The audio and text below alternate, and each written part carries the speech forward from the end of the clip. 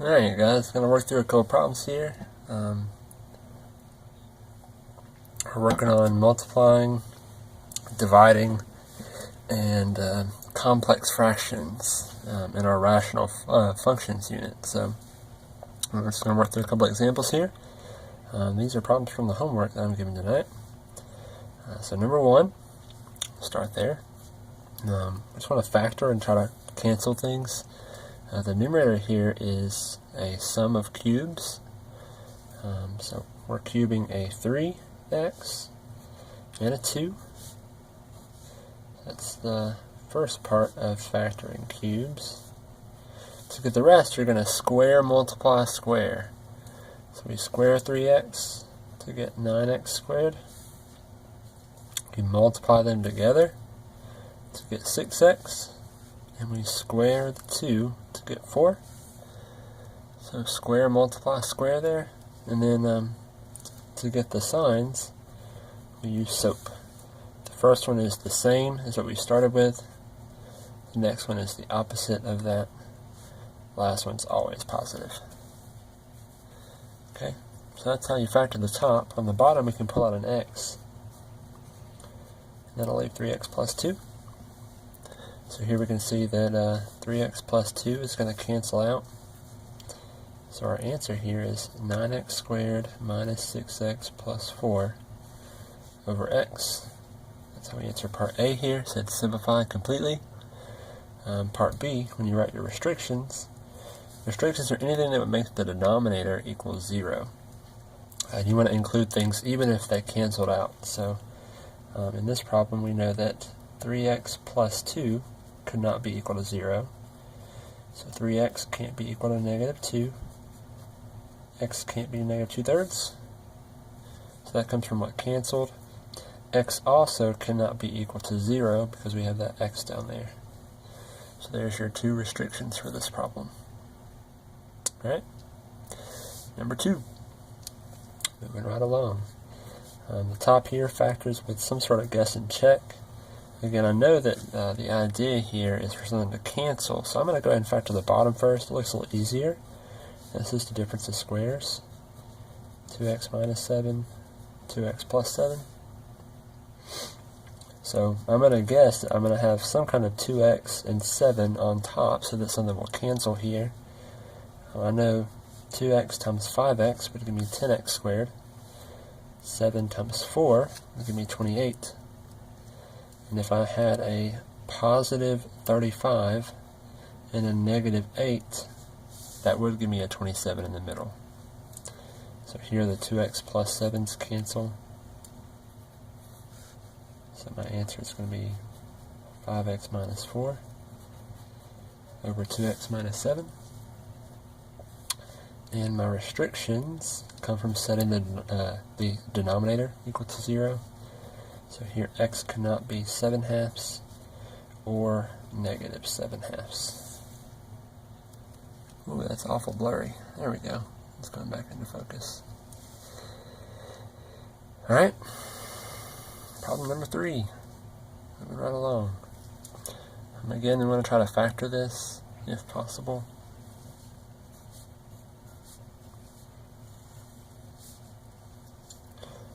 On the top right here, I'm going to have to factor that by first pulling out an x. I'm actually going to grab another sheet of paper here to show my work.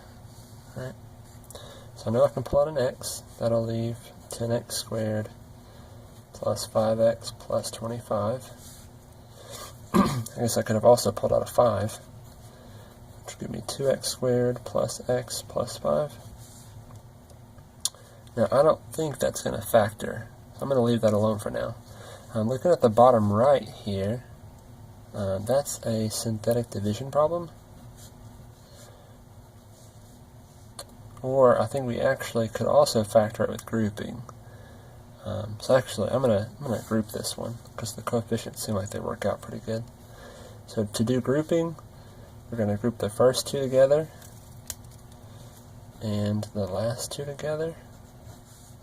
So here I can pull out a 2 and an x squared, and that will leave 3x minus 2 In the second set, I can only pull out a positive 1, and that will also leave 3x minus 2. So I have a 3x minus 2 and a 2x squared plus 1 there. Okay, so write that stuff in real quick. So we had a 5x and 2x squared plus x plus 5. Here I have a 5x to the third. 3x minus 2, 2x squared plus 1. And then on top here, this is going to factor as 3x and 2, x and 5, positive 15 minus 2. Okay, so 3x minus 2's here cancel, and 5x will cancel here and leave an x squared. So my final answer here appears to be x plus 5 times 2x squared plus x plus 5 over x squared times 2x squared plus 1. Okay, so for restrictions on this one, you're just again setting the bottom parts equal to 0. We know that x can't be 0 from the x squared or the x to the third, whichever one you want to look at. X also can't be 2/3 from this part here. If you set this part equal to 0 and solve, you're going to get an imaginary solution. We don't have to include that in the restrictions. We obviously know here that we're only dealing with real numbers. So, right. There's your answer to that one. Alright, number 4, we start into this one here. Move this back. Okay. This is a division problem. So the first thing we have to do is change it to multiplication by flipping the bottom part upside down. So I don't like to write things more than once if I don't have to. So I'm just going to start factoring the bottom here, and I'm going to put it on the top. So I'm changing it from division to multiply, so I have to flip this upside down. So that's going to factor as 2x minus 5, 2x plus 5. And on top, it's 2x and x. 12 could be 4 and 3, negative 8, positive 3, gives me a negative 5 in the middle. Right. Moving right along, 2x and x, 5 and 1, minus and minus. Now on top here, this does have to be factored with synthetic division because the coefficients don't quite work out with grouping. So 1, negative 1, negative 10, negative 8. So numbers that go into 8, well, we'll try 1 first. 0, oops. I don't think 1's going to work. So, yeah, we end up with negative 18 there. So 1's not quite the right one to try. Let's try a 2.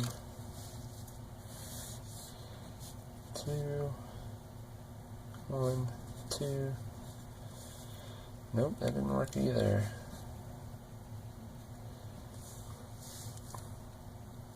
Okay, let's try a negative 1.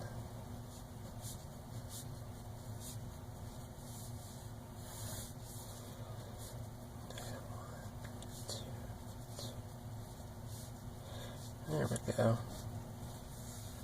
Alright, so negative 1 works, which means that x plus 1 is a factor. By the way, something to think about here. Don't beat yourself up if you don't guess right on the first try. I'm pretty good at synthetic division, and it still takes me a couple tries to do these sometimes.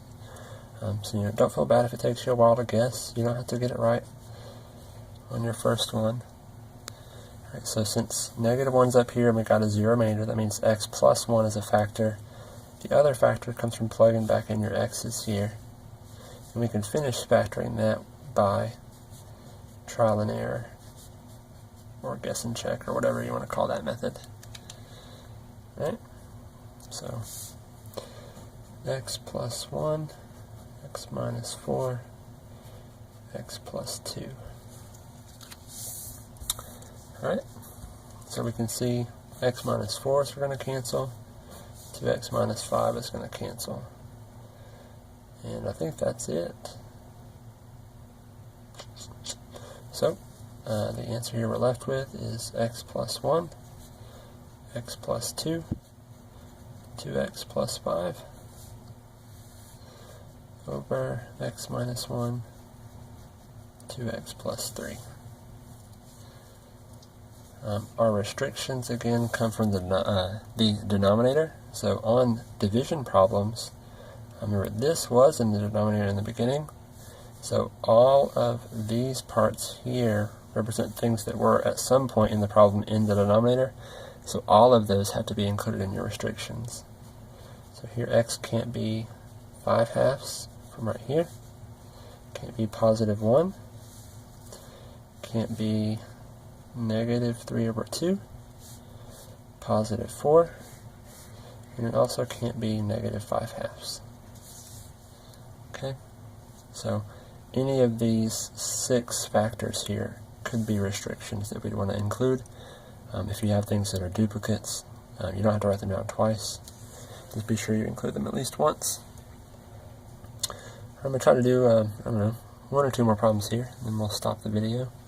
Just to give you a good example of everything we've been doing lately. On number 5 here, this is a complex fraction. It's got fractions inside of a larger fraction here. So the way you work these out is you've got to find the least common multiple of all of your denominators. So in this problem that would be x squared y squared, because y goes into that, x goes into that, y squared goes in, and x squared goes in. So all of the denominators will go into this number.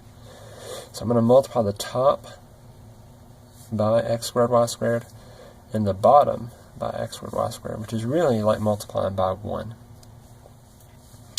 So I'm going to multiply here on top, x squared y squared divided by y is going to be x squared y times another x is going to be x to the 3rd y.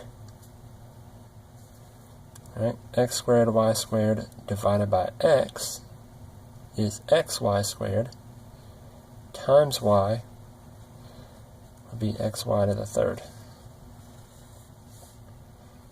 Same deal on the bottom, x squared y squared divided by y squared would just be x squared times 1, doesn't change it, still x squared. And then the last one, x squared y squared divided by x squared is just y squared. Right? So then from here we can factor the top. There's a GCF of xy, which leaves x squared minus y squared. Well, you know that same thing's on the bottom. So those are going to cancel out. The answer here is just xy. Our restrictions, there are quite a few of them. We know y is in the denominator, so y can't be 0. Similarly, x can't be 0. And then from this part here, x squared minus y squared can't be 0. If I were to factor that, x can't be y, and x can't be negative y. Right? So here's your answer. These are your restrictions. Okay, so this is part A, part B. Alright, one more.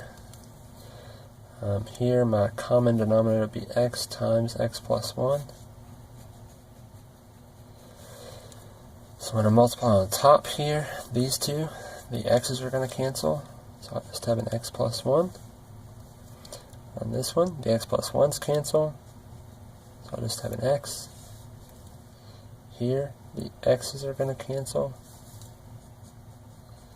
and here the x plus 1's cancel. So if I combine like terms there, I have 2x plus 1 over 1, because the x's on the bottom cancel. Right, so here's your answer. This is the answer to part A. And then your restrictions for part B. We know x can't be 0, and x can't be -1. Just pulling stuff from all of the denominators in the problem. Alright? So hopefully that gives you a good, kind of an overview of what this homework assignment looks like. I may come back and do the other 6 problems in another video, so you can see some other examples. We have some stuff down here that has a little bit more, like another problem with synthetic division. That's good. We've actually got, I think this is another synthetic problem, as is, well, this one might be grouping. But anyway, we have more problems here we can work if we need to, just to show you the answers there and how to do those. Alright, so if you have any questions, feel free to leave a comment. Otherwise, have a great day.